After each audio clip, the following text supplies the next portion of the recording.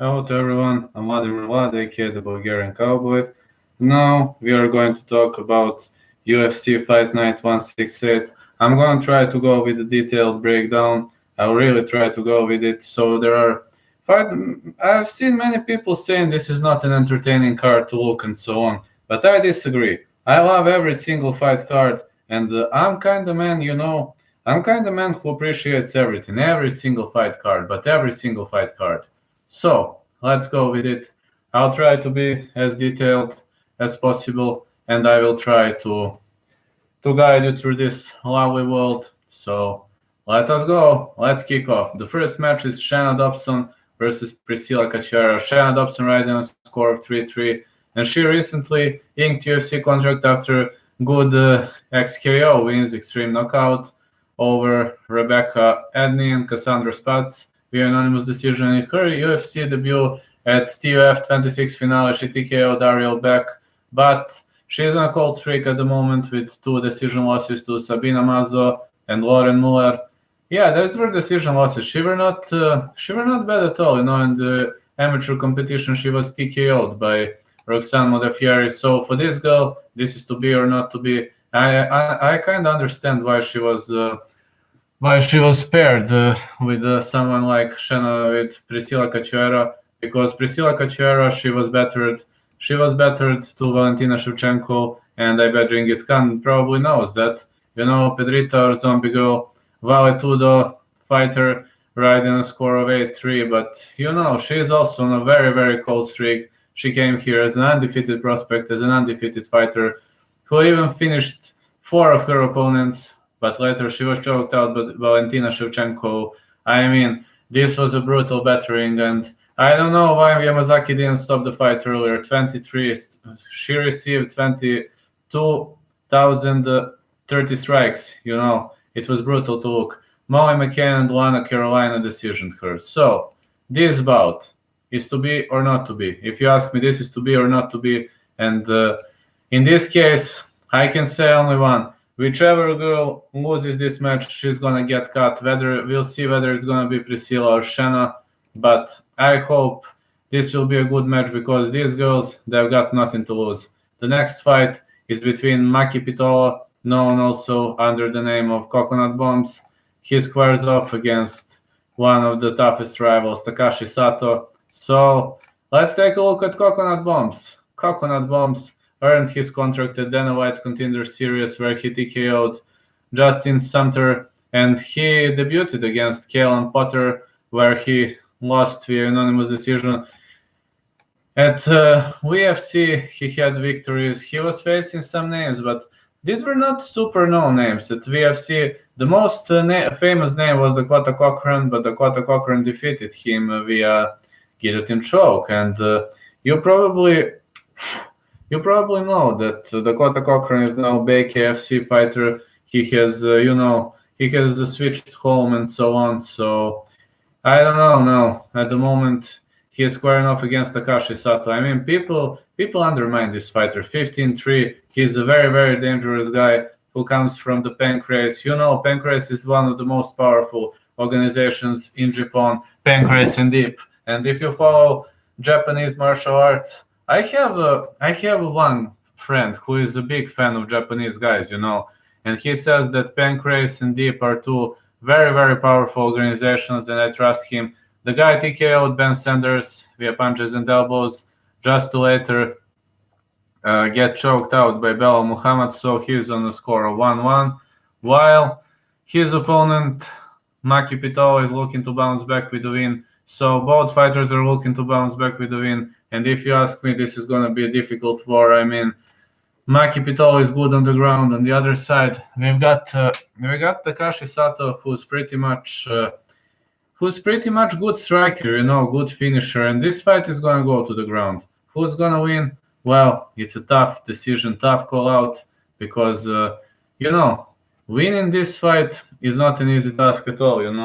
And I'm pretty much sure that this is going to be a very, very hard to predict. I give a slight advantage to the Japanese fighter. And now, Konklap Supisara, however you call her, Loma Lugbunme, this is her nickname. I don't know to pronounce it because I don't speak Thai. She squares off against Angela Overkill Hill. She's riding a score of 4-1 with the last victory split decision against Alexandra Albu. Before that, she was armbarred by Suvan Bonsor, but she was having good results. At Invicta, she has 2 decision wins over Melissa Wang and Monique Adrian. So this girl is tough, tough Thai girl. She squares off against Angela Hill. Angela Hill is also powerful. Muay Thai kickboxing, Angie Overkill, 11-7 score. She's a very, very powerful girl. And Angie Overkill, she is the former Invicta FC champion who won the title against Livia Renata Souza and defended it against Galin Medeiros. You can freely call her a UFC veteran. I watched her pictures with Wilson Hayes, who I interviewed, and she's a tough girl, but she has ups and downs, wins, losses, and she's kind of weaker on submissions, but Thai girl, she's not sticking to submissions. Thai girl wants to fight. She's not a submission girl. And looking back at this, Angela Hill comes of 2 TKO victories over Ariane Carnevasi and Hannah Seifers, with last loss to Jiang Xiao Nan at UFC 238. Considering that the fight takes place in Brazil, I'm pretty much sure that this fight might go to judges' scorecards, it takes place in New Zealand, and I'm pretty much sure it could go to judges' scorecards or to Angela Hill stoppage. I mean, this is tough to predict, but we're gonna see what's gonna happen. It will be a great fight. Now, Kai Kara-France, don't blink. One of the greatest New Zealand guys after Mark, the Super Samoan Hunt, and Dan Hooker. He squares off against Tyson Nam, and both of these fighters deserve nothing but respect. Tyson Nam, this guy, he was changing so many promotions, even Shota Brazil, WSOF. I mean, he was losing to Marlon Moraes, Fernando Vieira. These were big names, He has victory over Ali Bagotino. He defeated Don Gonzalez in his last and only UFC fight. He was defeated to Sergio Pettis, but the guy knows to kick. He has head kick KO over Ali Bagotino. He knows to punch. He knows to strike. And interestingly, he is a devastating finisher with, I believe he has only 1 rear naked choke win. So Tyson now wants to finish on the other side. Kai Kara-France, well, he is a tough dude, He is the former KOZ flyweight champion and the guy who formerly fought for AFC Bantamweight Championship. He was having some tough opponents, tough names. At UFC, he's riding on a great score because he has 3 wins, 1 loss. He defeated Mark De La Rosa, Raul Paiva, Elias Garcia, just to bounce back with a decision win, let's say unfair decision win, loss to Brandon Moreno. And very tough to predict. I think Kai Kara-France, Mr. Don't Blink, he is fighting ahead in front of his home fans, and I think this might play a major role here. So I believe he might bounce back with the victory here. I believe he has the greatest chances, but I'm not undermining Tyson Nam. I love watching this guy. He's entertaining to watch, so we'll see. Carolyn Potter, known under the nickname of Rockstar, he squares off against Song Kenan, the Chinese guy, Sanshu and Wushu expert. Carolyn Potter, 18-8. I don't know much about this guy, I'll be honest. I know that he's a submission phenom, submission expert, but he also knows to kick, to strike, but armbar, guillotine choke, rear naked choke. You don't want to go to the ground with this guy because he'll choke you out for sure. He knows to strike, but he is not the best striker in the world, but he knows to strike. And definitely he is a dangerous fighter of the back. On the other side, Song Kenan, 15-5 score. Song Kenan missed weight only once for his welterweight fight, then transitioned to middleweight, returned to welterweight, and so on. At UFC, this Chinese guy has a great score of 3-1. Bobby Nash, Hector Aldana stoppages. He decision Derek Rentz, and he lost to Alex Morono. So yeah, tough Chinese guy meets a tough New Zealander. This is super tough to predict, but considering that Song Kenan is having better cardio, I expect this fight will go to judges' scorecard. Hey, bro. As soon as I finish, I will answer every question. No problem. As soon as I finish this card, maybe in 10 minutes, 10, 12, I will answer every question. You can type it out and I will answer, no problem. So in this fight, it's very tough to predict. I'd give slight advantage to Chinese guy. The next guy. No, feel free to type, no problem. I will answer everything. Just type whatever question you have, I will answer. Now looking back at Jake Matthews against Emil Weber Meek, sorry, he's a Norwegian guy from Norwegia and from Norway. I'm pretty much sure that this guy is going to give us a hard showtime. Looking back at Jake Matthews, man, the Celtic kid, black belt in BJJ. You know, this guy is not much famous. 15-4 the score. He is married. He has a daughter. But I guarantee you one thing. He has a long-term UFC contract. And he wants to fight. Since that victory over Bojan Veličković, the Serbian Steel, I believe that this guy can put you on a show, can teach you the greatest lessons. And you can enjoy watching this guy, actually. You know, rear naked choke, triangle choke, and some things other than that. Looking back at Jake Matthews, Emil Weber Meek, well, Jake Matthews knows to finish. He knows to finish. And Emil Weber Meek, he knows to go via TKO, while Jake Matthews has a lot of to there. He's a very brave guy, you know, very, very brave fighter, Li Jingliang. I mean, it's never easy to defeat Li Jingliang. You know who the hell this guy is. I mean, he was defeating the biggest names in the world. But the problem is because he is vulnerable to some chokes, and we will see what's going to happen. But yeah, this guy can choke. The Emil Weber Meek, he knows to strike. Slight submission advantage on the ground, advantage for Jake Matthews. Emil Weber Meek, he has the advantage in the stand-up, in the attacking, and so on. And we will see now what's going to happen. And now another fight from preliminary card. Then I will answer your question, and then I will continue to the main card. No problem. When I finish preliminary card, this fight, I will answer your two questions, and then I transition to the main card. All right, one more fight, then I'm answering these two questions. Let me see. Joshua Culibao. Well, you know, Joshua Culibao is brought to the UFC as one of the greatest prospects in the world. You know, he's riding a score of 8-0, and this is his debut. And I don't know why they gave him such a strong fighter. Jalen Turner, the Tarantula. Well, he is a tough opponent for the UFC debut. Very, very tough opponent. Yeah, he was finished by Vicente Luque, a decision by Matt Frevola, but man, he annihilated Carolyn Potter. And I think he's really, really too tough guy to kick off your run. He knows to strike, he knows to punch, he knows to kick to the body. His kickboxing is stunning. And I think he's too tough opponent for Joshua Culibao. I think Jalen Turner can surprise him. Joshua Culibao on the other side, he knows to strike to the body. He knows he has better gas tank, but you know, you mustn't undermine Jalen Turner. Now let me answer your two questions. All right, let me see. How do you see Tyron Woodley finishing Leon? Tyron Woodley can only finish Leon if he keeps the fight clinching. You know, if he keeps the fight clinching, because Leon Edwards, I'm pretty much good with Matthias Frederick, you know, and Leon Edwards is a guy, how should I tell? Leon Edwards is a guy who fights good of distance. And Matthias Frederick told me that he has very, very strong right hand, which might be a troubleshooting for Woodley, but he also has good overhand. If, you know, he's doing like this all the time. So Woodley has to clinch. Woodley has to take him down. Woodley has better wrestling, and this is the only time. This is the only way he can actually finish, because you don't want to fight with Leon. Believe me, you don't want to do that. It's not even smart. You know what Leon Edwards did to Donald Cowboy Cerrone, you know, when they fought. And I mean, he showed an amazing level of cardio. Tyrone has an amazing level of cardio. So that's basically the only way I think it's going to be ended. Now, let's see. Conor said he won 3 times this year. He should be booking his next fight. Well, I'd like him to see fight. I'd like him to see fight Khabib, but this is not going to happen because Khabib is not interested. I'd like to see him fighting Justin Gaethje, definitely. But if you want a money fight, it's very, very tough to...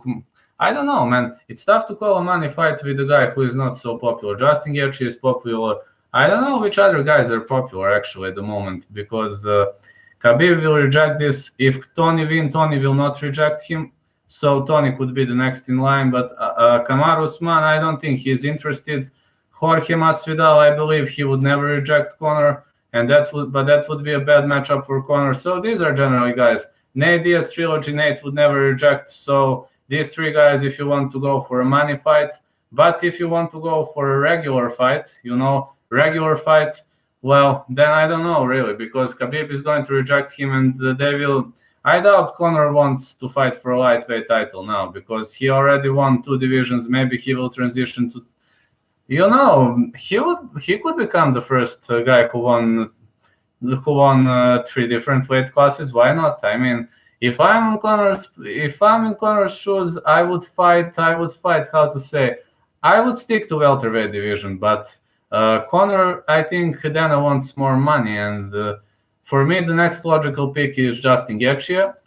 And now I will go now to main card, and as soon as I finish the main card, I will answer all the other questions. So no worries, I'm back swiftly, and I will answer soon.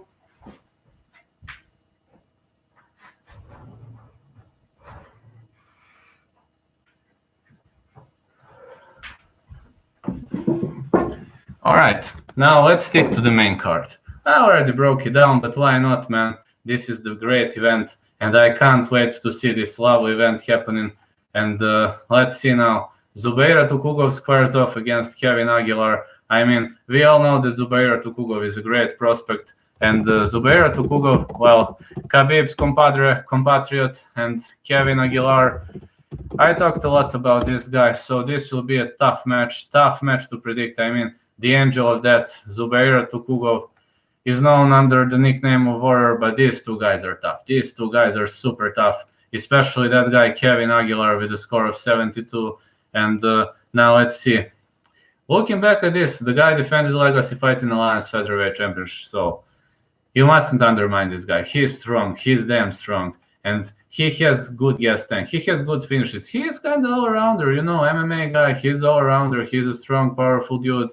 And looking back at Kevin Aguilar, well, he is a very, very strong fighter in the contract with Dana White's Tuesday Night Contender Series Season 2, Episode 4 against Joy Gomez. He has decision wins over Rick Glenn and Ricky Barboza. Decision loss to Dan Ige. Zubaira Tukugov on the other side. This guy is a strong prospect.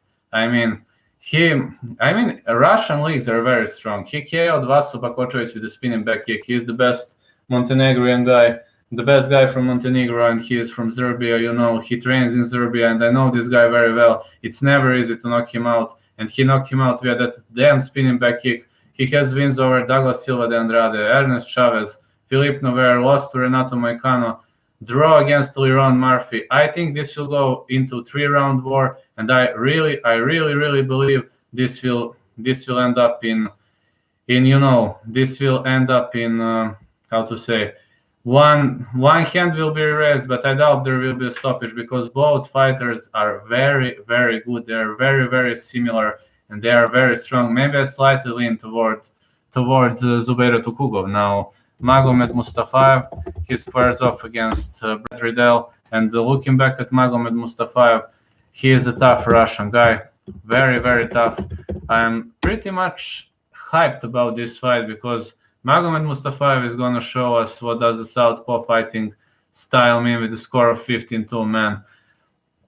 Magomed Mustafayev, people don't know that, but he has a taekwondo background too, because his knockout over the Kazaki guy Rafael Fiziev. You know that Piotr Holm, Joe Proctor. These were TKOs, knees and punches, and Rafael Fiziev spinning back kick. It's a pure taekwondo version. It's a pure taekwondo version, and definitely. Magomed Mustafayev is a strong, powerful dude. He knows to finish. He knows to slam. He knows to attack. He's offensive. He has submissions. So he has everything you need. But Brett Quake Riddell, well, he's a tough dude. 7-1 score from Auckland, New Zealand. Yeah, he defeated Jamie Malarkey, but he is also a finisher. These guys will brawl. I don't think this will go to decision. Someone is going to go down. I give slight advantage to Magomed Mustafayev here, but we're going to see. We got 4 more fights. I will answer this question now, then go to 4 more fights. How about Conor versus Condit, just for a tune-up fight for Conor to stay active? Carlos Condit is a famous fighter, and Carlos Condit, the prime version of Carlos Condit, could bring a big paycheck, But this version of Carlos Condit, I think he's on a very cold streak, 4 or 5 losses. Don't stick to my word, but I think it's 4 or 5 losses. So this is maybe good paycheck for Conor. This is maybe the paycheck of life for Carlos Condit, but I don't think he can parry Conor. I doubt that because I just think this version of Conor is too strong for him. He is Conor worked a lot. He improved a lot since the last. How to tell you? Since the last match against Cerrone, it was not a version of Conor I used to look. It was a way better version, improved version with new strikes. And only if Conor doesn't want to finish him, well, that's a different thing. But I doubt Condit could parry him. It's a good matchup for money, but it's not a good matchup for, how to say, it's not a good matchup for Conor's, for Conor's legacy, maybe not good, but for money, yes. We got 4 more fights, then I will transition to other questions. And now the next fight, Ben Susoli versus Marcos Rogério de Lima. You all know Ben Susoli after that loss to Greg Hardy.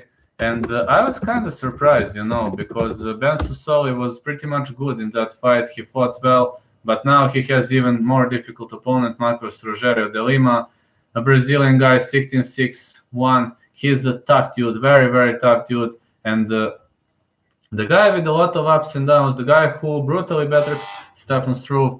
Hold on a sec.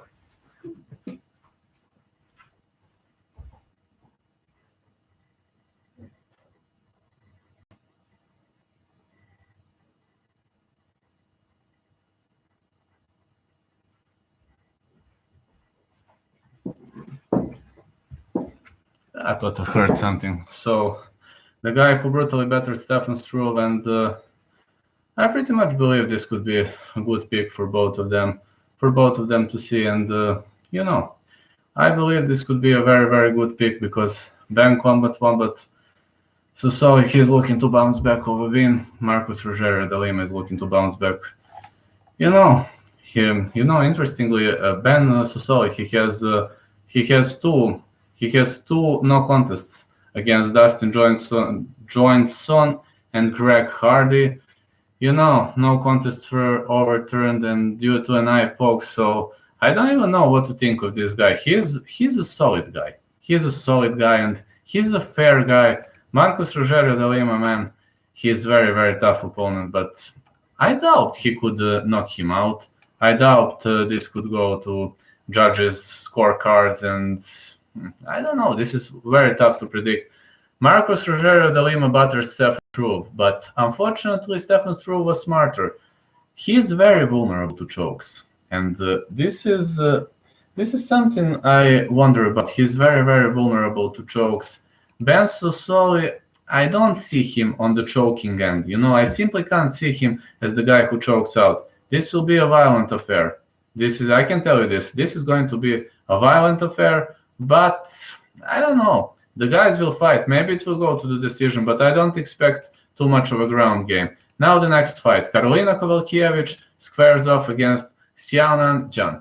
Now, Karolina Kowalkiewicz. I love this girl, man. I love this girl so much. And a great Polish fighter from Łódź, Poland, and 12-5.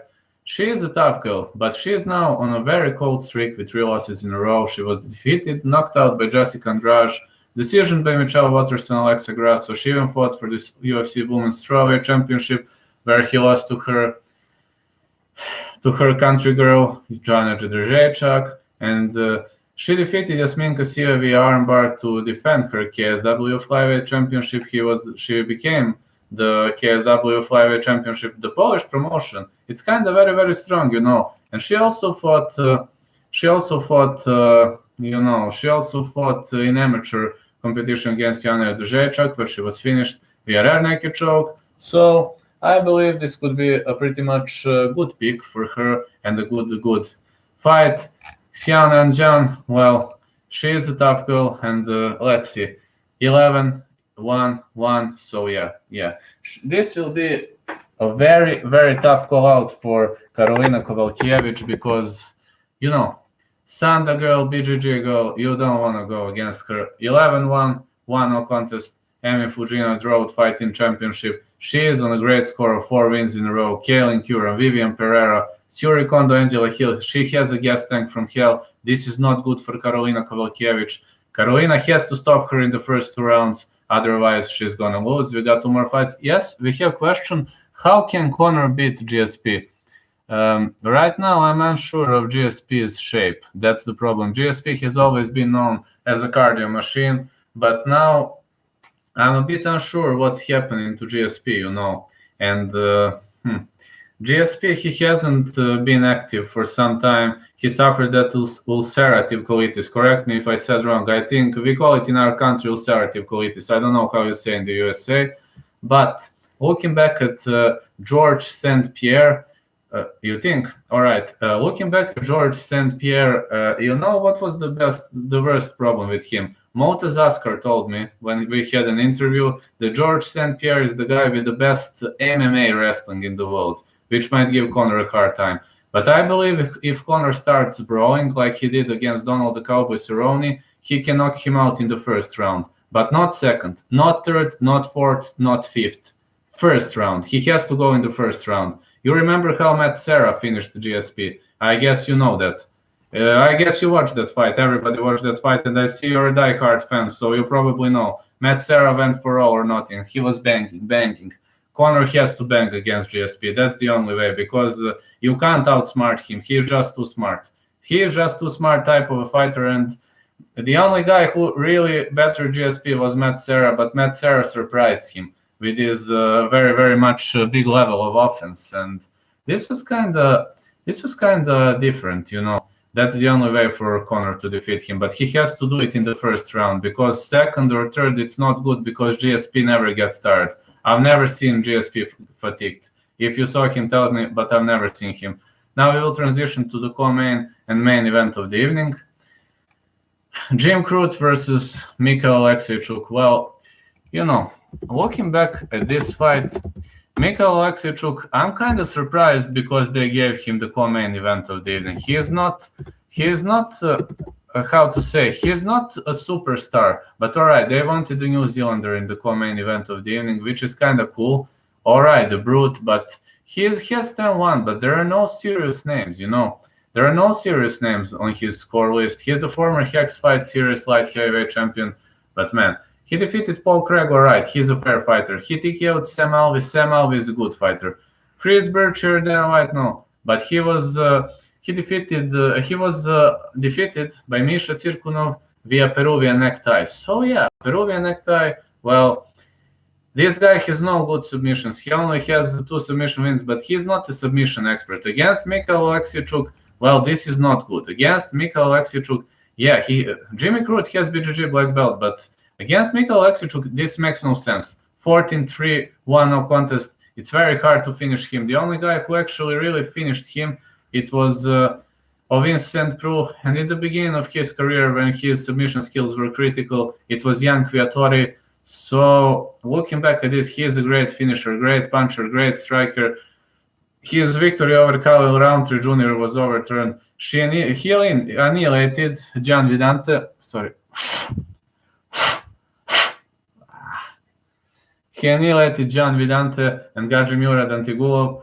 And Gajimurad Antigulov, you know that this guy has strong punches, and he sent him to sleep, And I don't think Jimmy Crute can submit Mikhail Alexiejczuk. And Mikhail Alexiejczuk has great takedown defense. You never know. Only if he keeps the fight on the ground, Jimmy Crute might have slight chances. But Mikhail Alexiejczuk, I believe, he's too tough. He's too tough opponent for him. And now, let me see the main event. Then I will answer all the questions. Whoever have it, prepare it. Paul Felder, Dan Hooker. Oh man, I'm so much hyped for this fight. Knowing that Dan Hooker is the guy who always goes for all or nothing. Only one of his fights, I believe, was finished via decision. In all other fights, he was going for the finish. And Paul Felder, he has second-degree black belt in Taekwondo and black belt in Shotokan Karate, 17-4 score. On the other side, Dan Hooker, well, Dan Hooker finished Gilbert Durinho Burns, the guy who gave me the interview, and 19-8. So yeah, he is the guy who always goes for all or nothing, the former AFC lightweight champion, the former SFC South Pacific lightweight champion, and so many strong strikes, You know, he's a strong guy. He always goes for the finish. Great head kicks, great punches, great knees. He's just great, great, and great. He will go until the last dying breath. He decisioned Alia Quinta, but man, he goes until the last dying breath. Looking back at Paul Felder. Let me see. Paul Felder, well, he defeated Mike Perry via split decision and 2 decision victories over James Vick, Edson Barboza. There is only 2 possibilities. If Paul Felder keeps the fight until the 3rd round, he might defeat via decision. Otherwise, someone is going to go down. Dan Hooker is a violent guy. Paul Felder is a violent guy. Someone is going to go down. I believe this will be the stoppage. So maybe slight advantage to Hooker because of the home court, but you never know. Now let me see the questions. All right, Conor might as well fight Anderson Silva. That's easy win for Silva. Yes, I agree. I agree with that. You are right.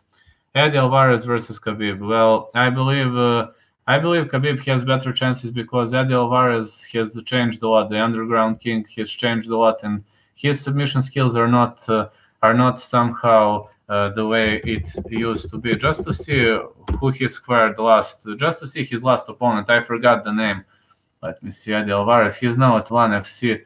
Yeah.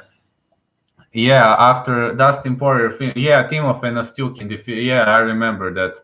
Timofey Nastyukin defeated him. And Timofey Nastyukin, you know, Herbert Burns, Gilbert's brother, whom I interviewed, he scored a win over Timofey Nastyukin. And I'm trying to tell you that, Timofey Nastyukin is a guy with good submission defense, but he is not a guy who can batter you that easily. He's not a brawler. That's what Herbert Burns told me. He shared the cage with him.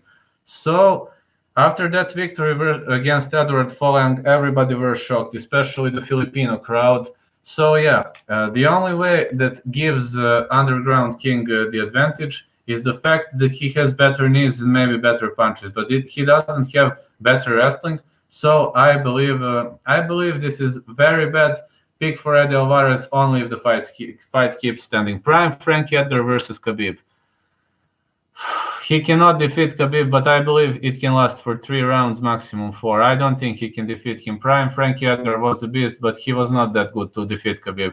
Gregor Gillespie, yes. Gregor Gillespie has amazing wrestling, just like Kevin Lee.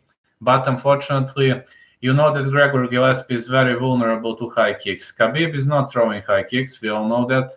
But Khabib goes for wrestling, and Gregor Gillespie has amazing wrestling. How do you mean offensive wrestling? I'm not sure that I understand what are you trying to say. Can you please elaborate? Sorry, I'm not sure that I understand. What do you mean by offensive wrestling?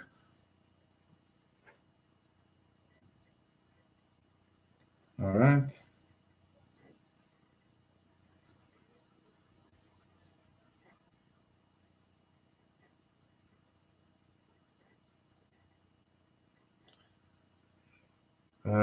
Because to me, every single wrestling is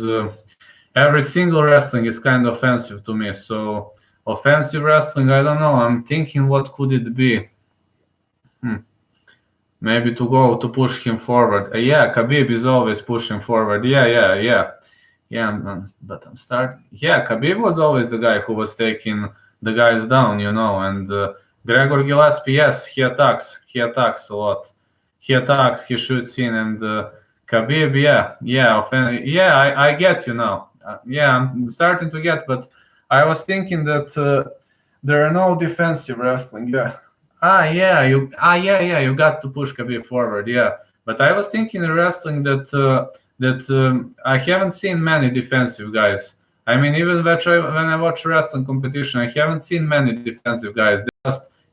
They just hold each other and throw, and maybe there are good counters, but I have never trained wrestling. I trained BJJ for a short period of time. I'm a kickboxer and taekwondo guy, and in BJJ, I have very good knowledge. I trained it a bit, and I understand it, but in wrestling, to me, wrestling is the toughest martial art in the world, the most difficult one, definitely the most difficult one. You can never learn it.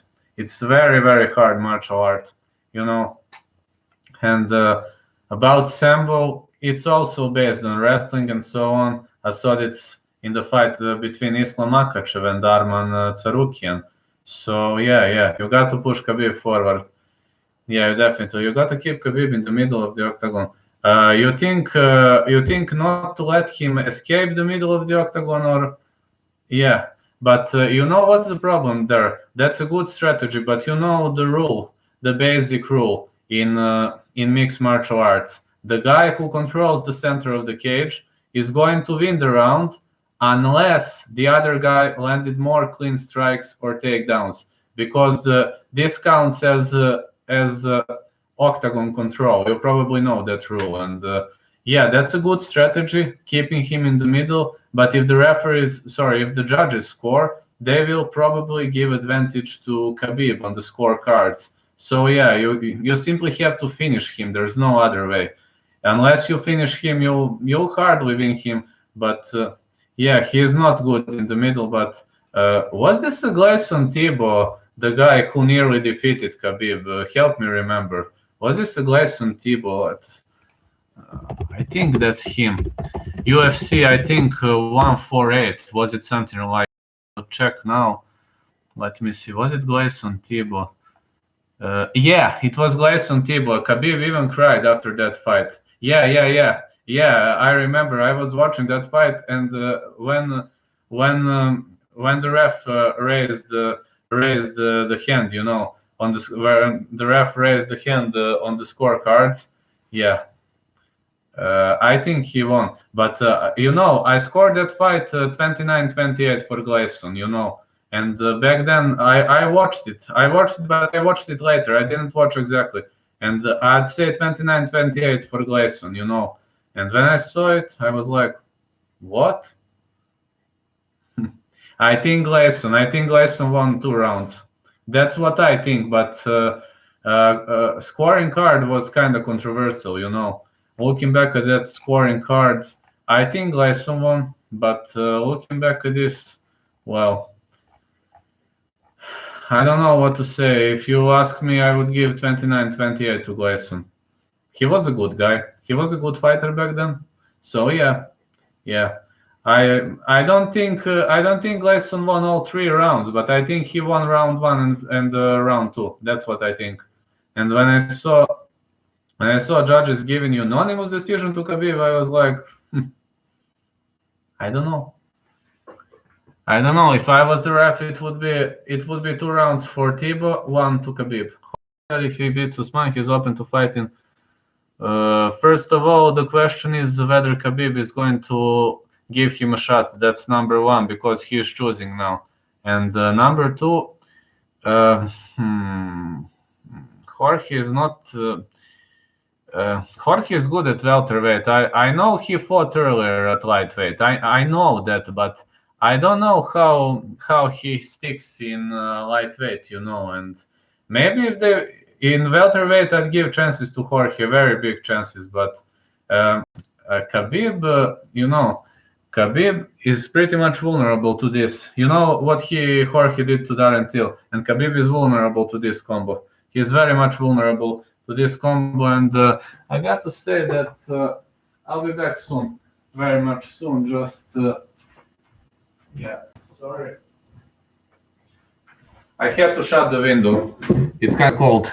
And right now, looking back at this, if we look at welterweight division, I think Jorge has good chances, but Jorge would cut away too many pounds, and Khabib's body got used to. He walks around 200, and when he walks around 200, it's kind of good, It's kind of good because looking back at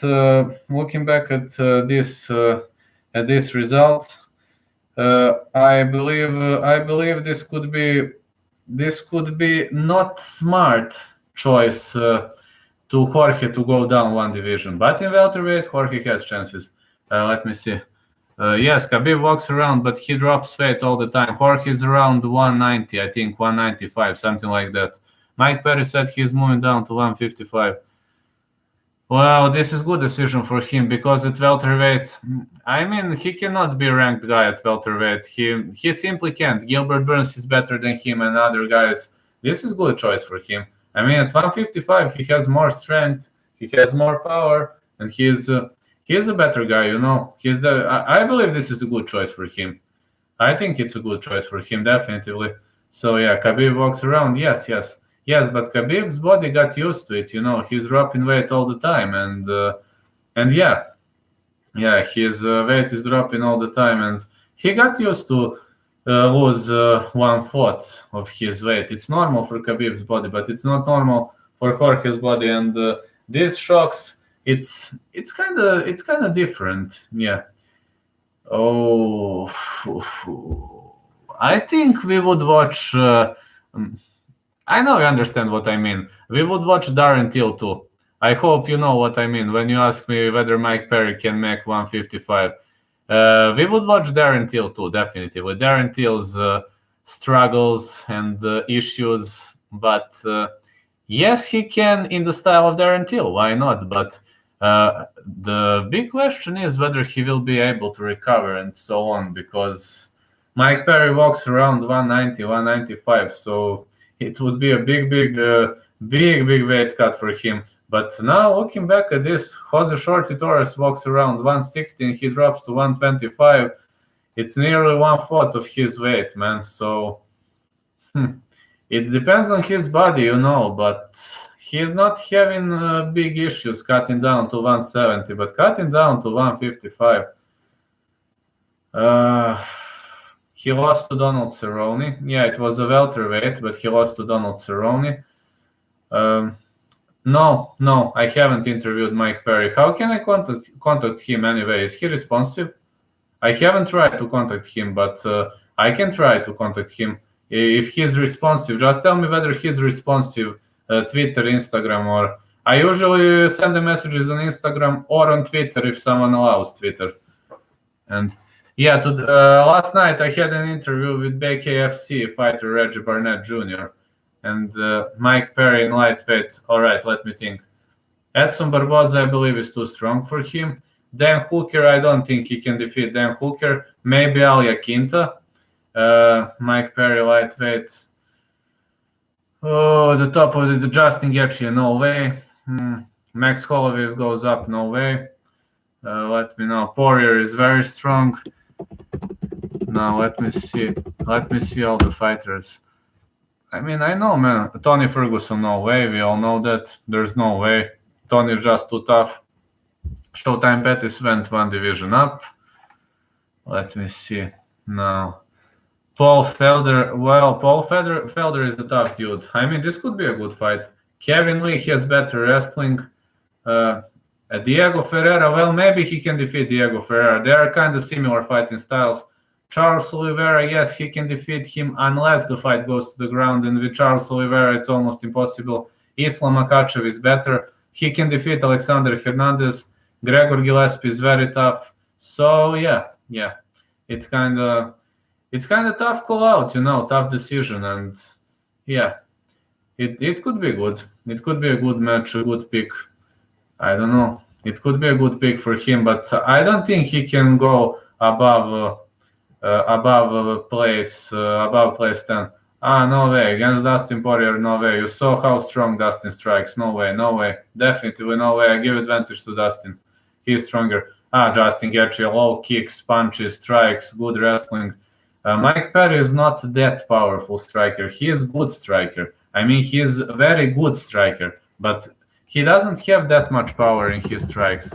He is not a guy. He's not a guy. You know, he is not a guy who knocks you out that easily. Mike Perry is a wise type of a fighter, and when I watched him against Cowboy Cerrone, he kind of made the beginner's mistake, you know, and you know, Mike Perry, well, against Alex Oliveira, he fought smart. Against Vicente Luque, but against Geoff Neal, got to say that head kick, it was you could have seen it. You could have seen it from 1,000 meters, you know, and it was kind of unpredictable, kind of that move, you know. And Santiago Ponzinibbio, Max Griffin, they all decisioned him, and his gas tank is critical. So that's the reason why I'm pretty much worried about that guy, because of his gas tank and because of how to say, because of he didn't have big finishes for the last few fights. The last big finish happened against how is that guy named? Oh, was this Jake Ellenberger? Was this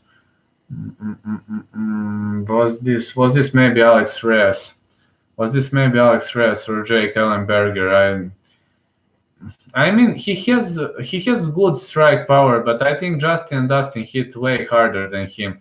I'll just take a look. What was the yeah, against Alex Reyes via that knee. Yeah, Mike Perry has good clinches, good knees, good knockout power for such smaller guys. For such not powerful guys. But Justin and Dustin are way hard to knock out. It's simply very hard to knock them out, and I believe they are very powerful guys, and they will not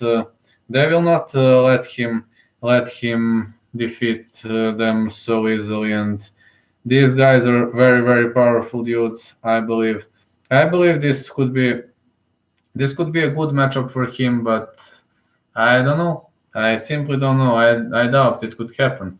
Conor versus Manny Pacquiao. Huh. Well, it depends whether Manny has the order not to knock him out or to knock him out. I mean, Manny cannot knock him out in round 4 or 5 if he wants to. But maybe Manny is not going to knock him out at all. I mean, if he wants an entertaining fight where you can have a lot of views, where you let the fans enjoy the view and enjoy the show. I mean, this shouldn't happen. So, but if they really box, round 3, round 4, I mean, Conor is good in first 3 rounds, 4 rounds, but he cannot outbox a boxer. I mean, he put on a show against Floyd Mayweather, earned a lot of money, and you must respect man for such things. He made MMA very popular and so on, but I believe 4 rounds is maximum, 4, 5. You never know. I heard there are rumors about that, and I heard that rumors. I don't know. I don't know whether Dana White would allow this to happen, but why not? Why not, man? Always could be great. It would be a great. Why not? I'd like to see Conor again in the boxing ring, because you cannot trash talk Manny Pacquiao.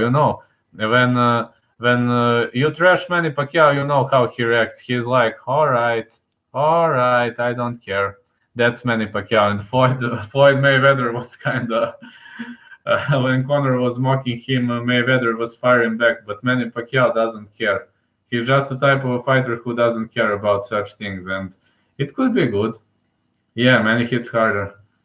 Of course he can. Manny hits harder, and Mayweather versus Floyd Mayweather versus Manny Pacquiao. I don't know boxing rules exactly, but who do you think won that fight? I mean, I was rooting for Manny Pacquiao. Maybe Floyd landed more clean shots, but I don't know whether boxing rules are the same like MMA rules, and what they watch more. And I don't know scoring in boxing. In MMA, I know a bit on rules. I don't know every single rule, but I know more about MMA rules than boxing rules. In boxing, I believe, yes, I think too, but I think Manny Pacquiao won. I think he called the center of the ring more and landed more clean strikes, but they said it was a win for Floyd Mayweather, and I was pretty much upset because of this. Manny is a southpaw just like me, and believe it or not, Manny is my favorite boxer. I love this guy. He's my favorite boxer alongside Carlos Monzon and how's that other guy, Marvin Hagler. I love them so much, man.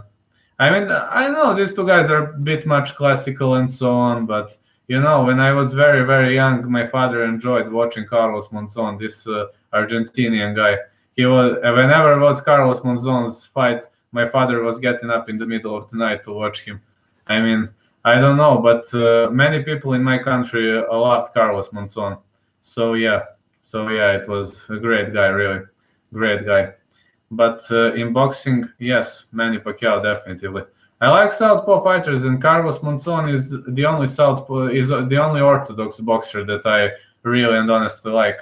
I mean, I like all of them. I don't want to say, but I've got those 3 favorites. Marvin Hagler is the older guy, older boxer, but man, he had that left hand from hell.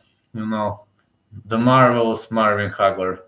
So yeah, about the Manny Pacquiao versus Floyd Mayweather. Yeah, that was definitely a win for Manny Pacquiao, But people sometimes they say different things, and what else should you do? I mean, sometimes on some moments I was even thinking it was staged, the fight.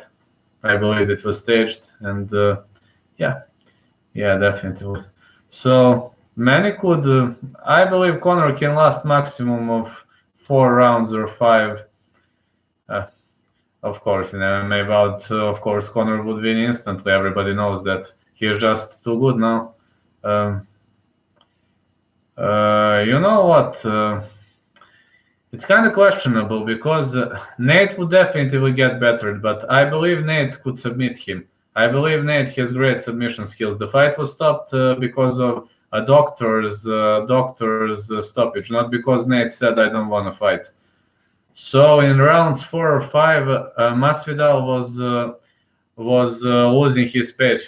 His pace was dropping, while Nate is a cardio machine. So if the fight goes to round 4 and 5, I believe Nate could submit him. I don't think he can.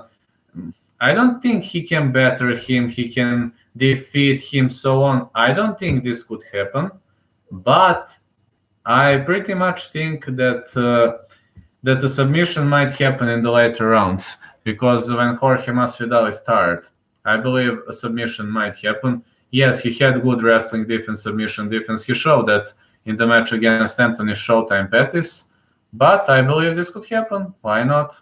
This could be a good pick for both of them, and this could be a good choice for both of them. Why not? Why not, man? I think Nate has chances to submit him, but I don't think he can better him, seriously hurt him and so on. But I think Nate can defeat him. Why not? Nate is especially dangerous in later rounds, and he defeated Conor via choke. You know that Conor was way better fighter, but against Nate Diaz, against Nate Diaz, until the fight is over, it's not over because he can attack you in the last minute of the last round. That's just Nate Diaz. Diaz brothers are cardio machines. And GSP against Nick Diaz, well, it was the clash of two cardio machines. Oh, that's a tough one. I would like it to happen in round 3 or 4, but Tony is a wise fighter, Tony is a very, very wise fighter. Tony will fight wisely, I just hope will not let him take him down because Tony is good on the ground, but he has good punches, good strikes. He's a smart dude, smart guy. I think round 3 or round 4. Khabib doesn't have that much gas tank like Tony Ferguson. Tony is, I think, the guy with the best cardio in the whole division. I don't know whether you agree me or not, but I believe there is no guy with better cardio than Tony Ferguson at the moment.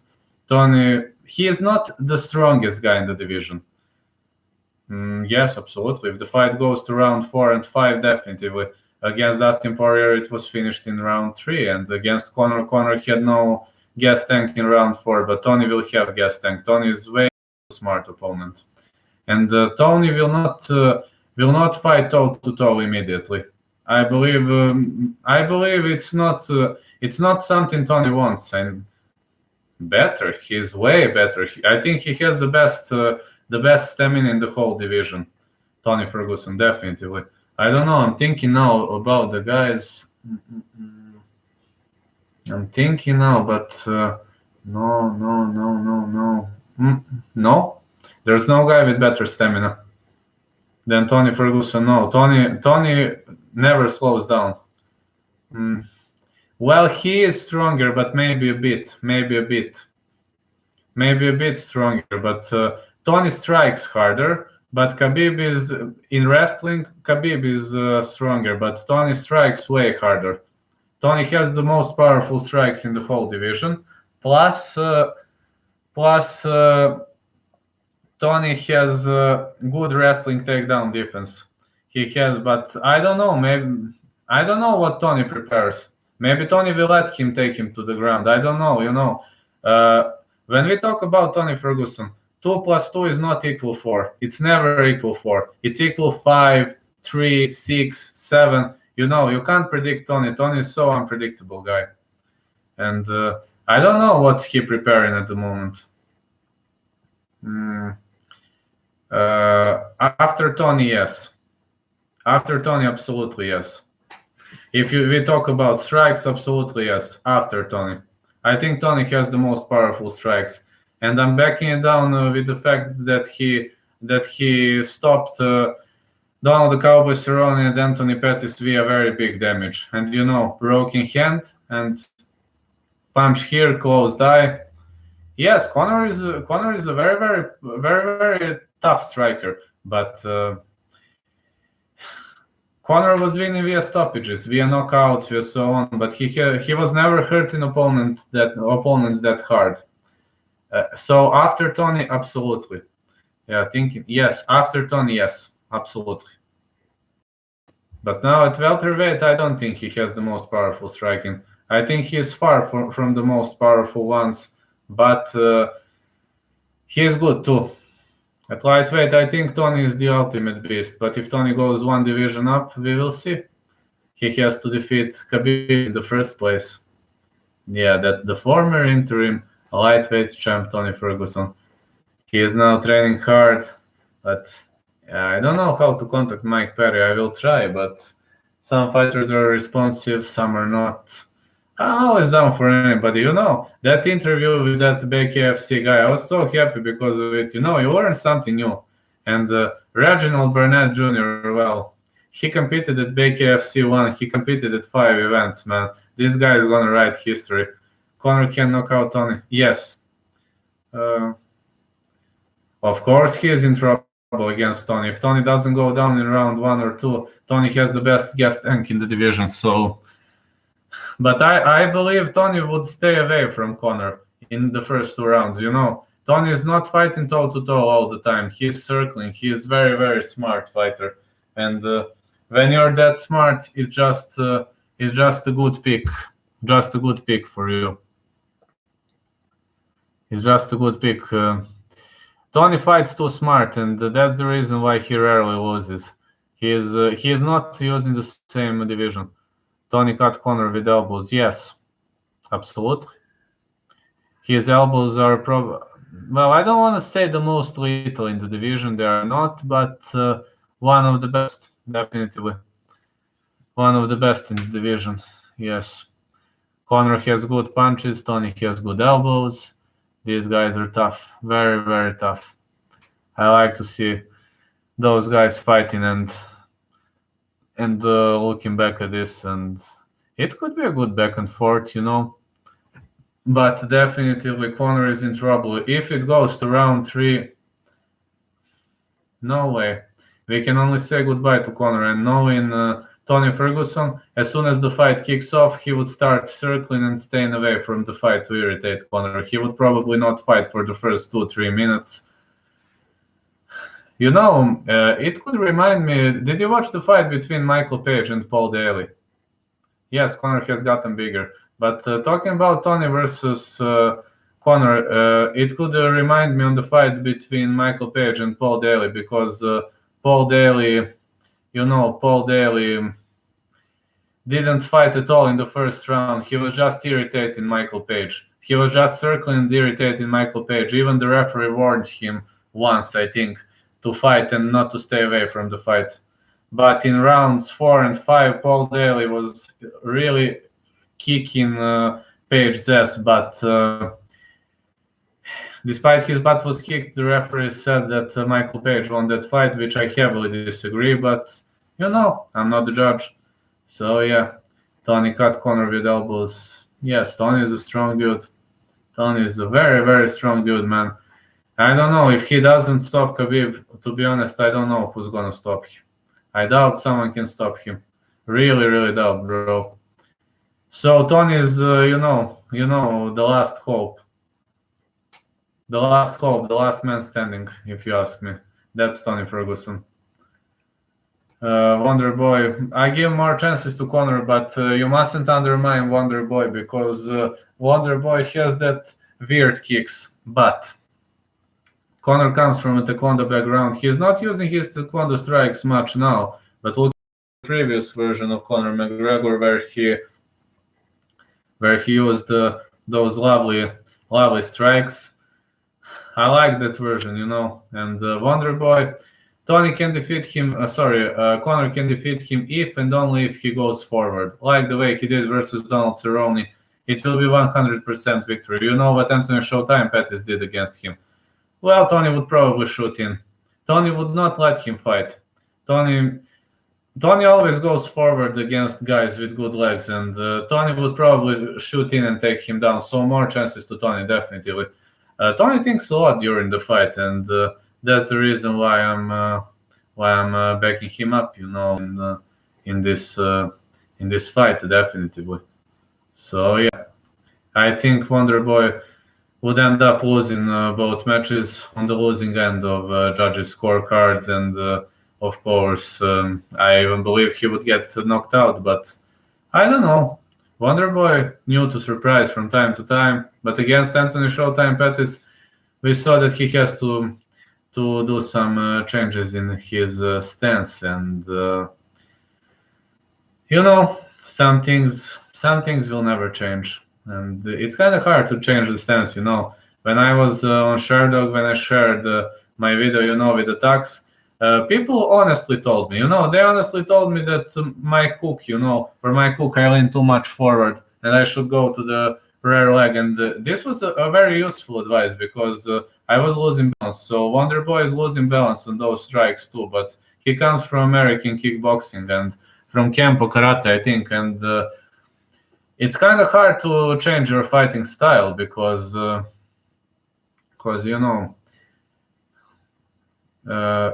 you mean street fights or fighting sport fight or street fight? In sports, in kickboxing, I competed in 2 amateur matches. In Taekwondo, I fought for the championship of my state. I lost it on 2 occasions. I was the second on the state championship in Taekwondo 2 times. I competed international in Taekwondo and such things, but earlier. But in kickboxing, I only have 2 amateur matches. Sports. I lost one via decision because the guy was constantly going forward. He knew I have a taekwondo background, and he was constantly going forward and pushing me. And he defeated me via decision. I think the referees gave him all 3 rounds. Don't remember now. It was a long time ago. And the first kickboxing match, I won that via knockout. But unfortunately, there is no video on YouTube. It was very, very early. It was I think 8-9 years ago, and we weren't filming that, but I would put it in street fights. I was attacked 3 times. I was attacked 3 times, and 2 times I was able to defend. Third time, well, I was the guy took me down. I did an omoplata and escaped. So I don't know how would I call it. I was striking him, but he was way harder than me. He weighed over 220 pounds, and he was able to take me down, and he was trying to punch out, but I kicked him, did an omoplata, and escaped. But I only escaped after the omoplata. I ran away. So I don't know.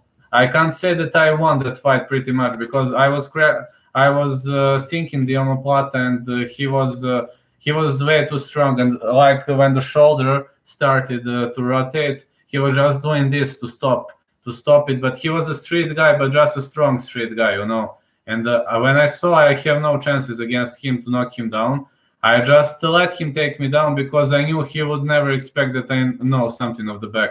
But that omoplata saved me. So I didn't receive strong punch from him, but he was trying, but I didn't receive it. But on those 2 occasions, I was attacked 2 times. But once it was a punch knockout, once it was a kick to the leg and a kick to the body.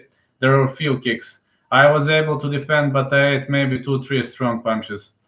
I don't have belts. I didn't want I didn't want to, I didn't want to go for belts. When I went there, I said to my instructor, listen, I want to train for fun. I don't want to go for belts. So I always trained with white belt, but I trained for 2 years, Now, unfortunately, due to my health issues, I had to stop. My health issues, I mean, now I'm good with health. But then when I was going, I said, listen, I don't want to have belts. I just want to learn to defend. And my coach said, all right, nobody makes you to, go for belts and so on, but you can train.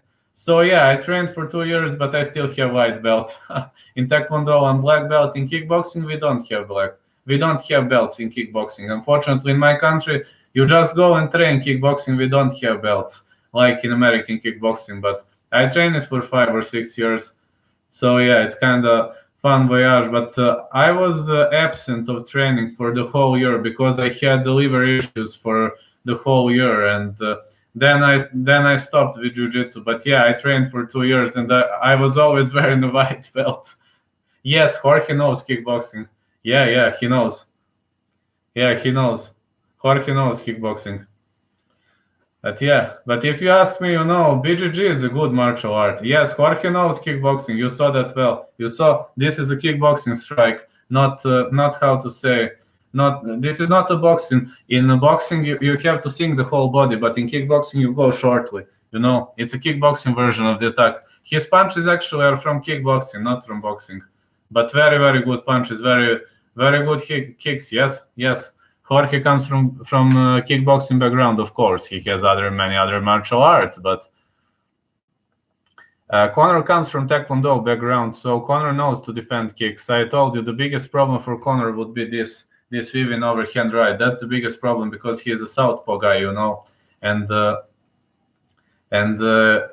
he is a southpaw guy, and Jorge doesn't attack with that weaving overhand right, so I don't think kicks would be pretty much of a problem for Conor. Conor can defend it.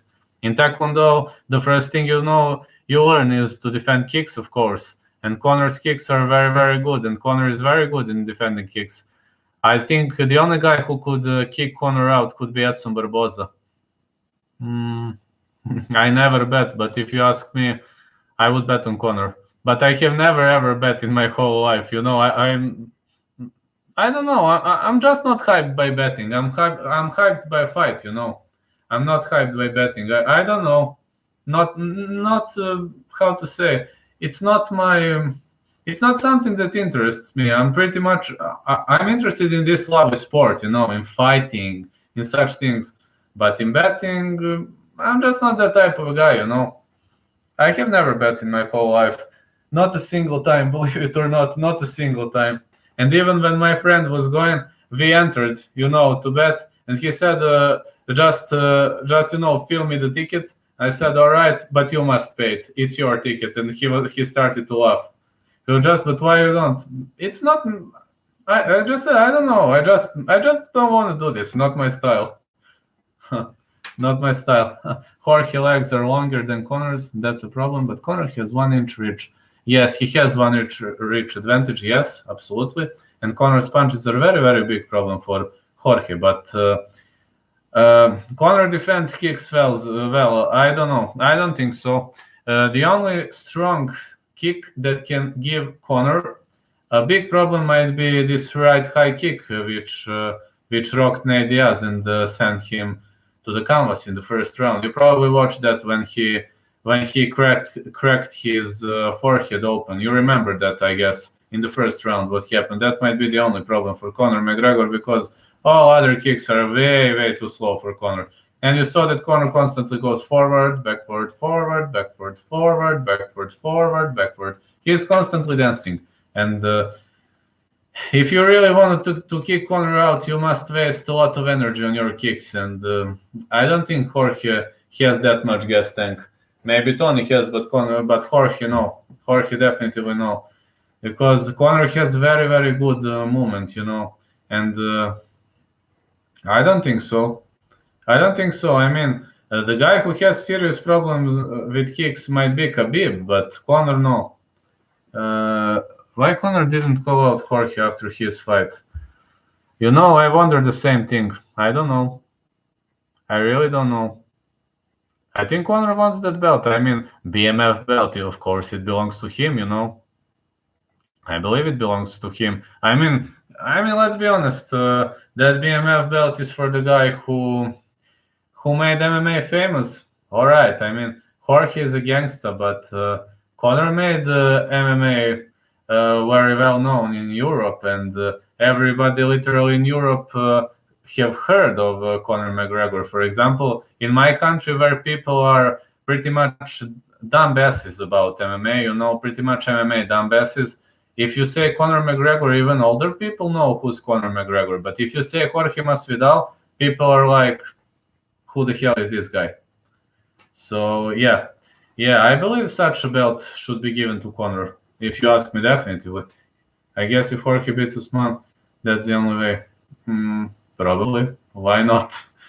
But I don't know. I think maybe. But I think BMF belt should belong to the guy who made this lovely sport famous, and that's Conor McGregor, definitely. I told you, in my country, people know about Conor, maybe about Khabib, maybe John Jones. I mean, regular guys, and maybe someone knows about Anderson Silva, Jose Aldo, but kind of limited, Many have heard of Stipe Miocic because he has Croatian roots, and Croatia is very close to Serbia where I live. But in Bulgaria, it's kind of different. People know a lot about MMA. Many people know a lot. I mean, not everybody, but people are a lot more MMA oriented. It's better. In Serbia, people are like, "What the hell are you talking about?" Many of them. But even people who hate MMA know who's Conor McGregor, and people who hate MMA don't know who's Conor McGregor here. People don't know who's Jorge Masvidal. Usman said Jorge still haven't contract to fight him. Then White said the fight. Well, so what? So you think they will fight, or Dana White said the fight is scheduled for July? I didn't know that. I really didn't know that. I would like to see them fighting. Why not? But I didn't know. I'm hearing this from you for the first time. But okay, if it's scheduled, it's a great news. Absolutely. Yeah, you can always learn something new. Why not? Be open-minded. That's my philosophy. But yeah, I would like to see this fight. Usman and Jorge. Very, very strong guys. Very, very strong. I would like to see them fighting, and definitely, if it's signed, it's great news. Why not? Jorge and Usman. Yeah, Usman said Jorge hasn't signed contract. All right, we'll see. We'll see. But if Dana says it's scheduled for July, then it's scheduled. I mean, he's the UFC boss. He knows, of course. Definitely. Oh man, I would like to see this fight more than anything. And yeah, then Jorge would have 2 belts if he wins. But if Usman wins, then you never know. Usman. Kamaru Usman. Well, alongside Israel Adesanya, the first Nigerian guy who won the belt. And now Israel Adesanya is the second. So even Africa has champions, MMA has turned global. In Nigeria, for example, I have one friend from Nigeria. I mean, not friend, we sometimes hear each other over the internet. He says in Nigeria that everybody knows Kamaru Usman and Israel Adesanya. They are super popular in their country. Yeah, if Jorge loses, does the fight still interest? Well, I don't see why should Conor stay away from Masvidal. I really don't see. It's a good pick for him. It's a very good pick. Another belt, more money. I don't see why would he stay away from Jorge Masvidal. I'd say he's interested. He's of course interested in Khabib rematch, but Khabib is not interested in that. But Conor should lean towards Masvidal. I believe he leans towards Masvidal. I don't see why would he evade him. I doubt so. I think he is interested. Why not? Definitely, man. Why not? Yeah, he should be interested. I mean, BMF belt should belong to him, if you ask me, because BMF belt should definitely belong to the guy who made the sport so famous. That's a bad pick for Conor because Usman showed in the fight against Covington that his gas tank is stunning. So Conor has to finish him in the first 2 rounds. Eventually, first 3 rounds, round 4 and 5, no way. You saw that. All right, Usman broke Colby's jaw in the end of the 3rd round, but in rounds 4 and 5, Colby's pace significantly slowed down, as you have probably seen. So unfortunately, the fight can last 2 rounds, or the fight can last for 5 rounds, where Conor gets better at 2 options. Do you think Conor can defend Usman takedowns? Hardly. He can, but you know how. If he does the same thing like he did against Cowboy in the first minute, in the first second of the first round, that stunning knee. But it's very, very hard to land it against Usman. Usman has very good wrestling, and I think it's a big mismatch for Conor. I don't know. Hardly.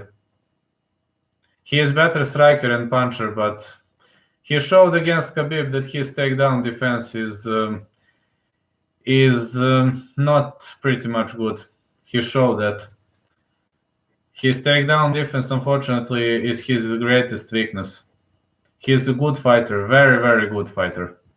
But with his takedown defense, he cannot defeat the toughest guys. I think so too.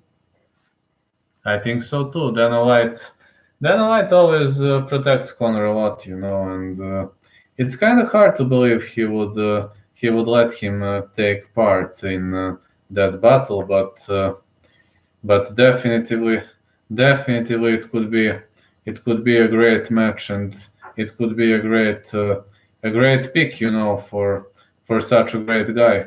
But no, he will not allow it to happen. Pretty much sad because of that, but it's not going to happen.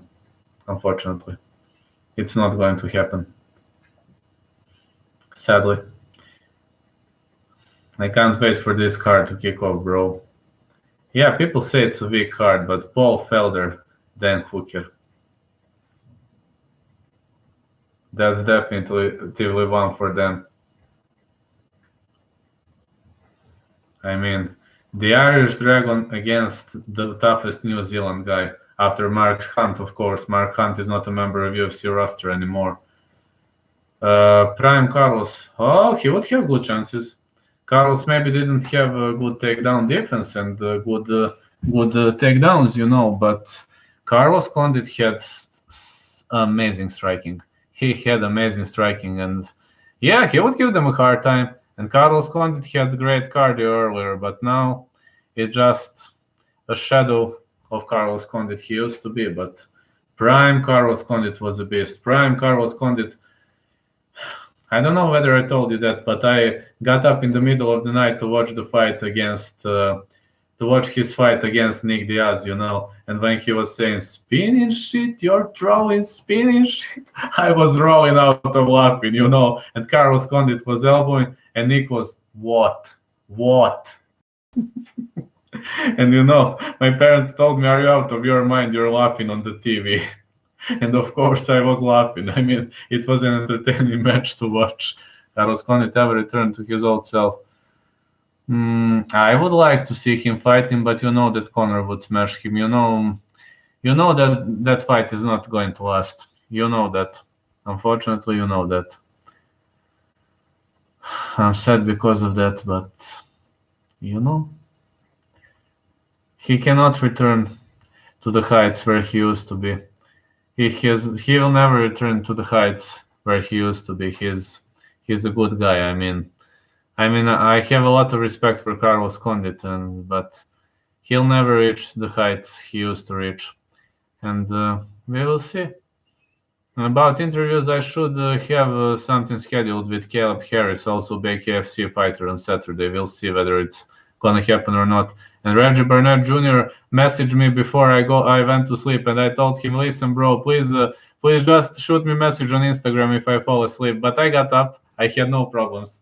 I got up and interviewed this guy, and I was so happy, to hear some different experiences. I don't follow boxing much and so on, but bare knuckle boxing, I'm pretty much intrigued by that. Great sport, lovely sport. Bake UFC 11 is going to be a good fight card, I believe.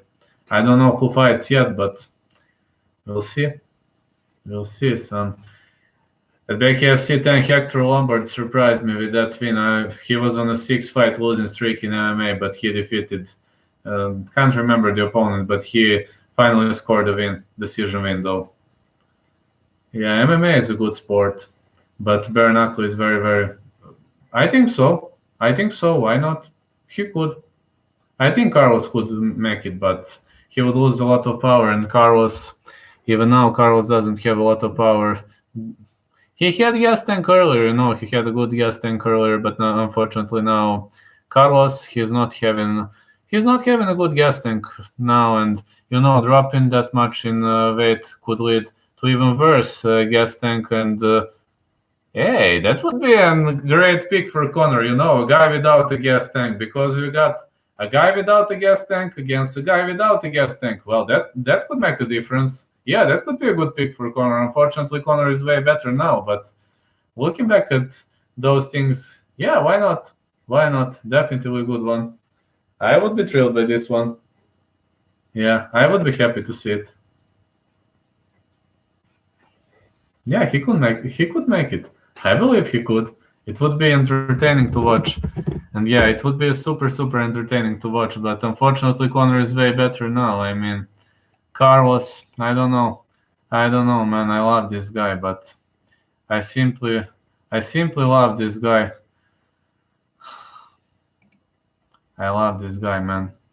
Got to say, I'm honest to tell you, I love this guy, but some things are simply not meant to be.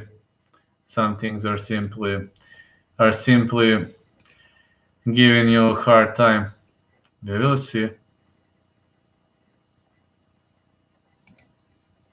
We will see. Let me see. Do you have another question?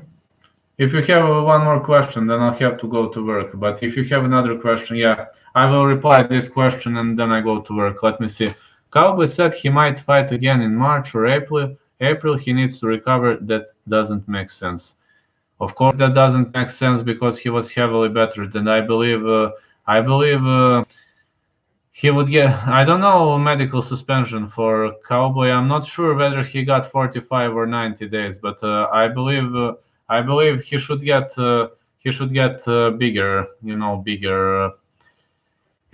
medical suspension. I don't know which is the length of medical suspension, but it absolutely makes no sense because Conor really kicked his ass. Let's be honest. Not only, knee to the head kick, punches, shoulder strike, left punch. It's really too much, bro. Really too much. Really too much, man. Yeah, I enjoyed this chat, bro. Thank you for your lovely questions. I enjoyed this chat, I pretty much enjoyed it. Yeah, I have to go work now, but thank you so much for this chat. It meant a lot to me. And yeah, I will, hear you. And I will see whether Fight Channel broadcasts this event, but I think they broadcast, so you can expect the main card, but I will confirm. But yeah, hear you all next time. Have a great day. Thank you.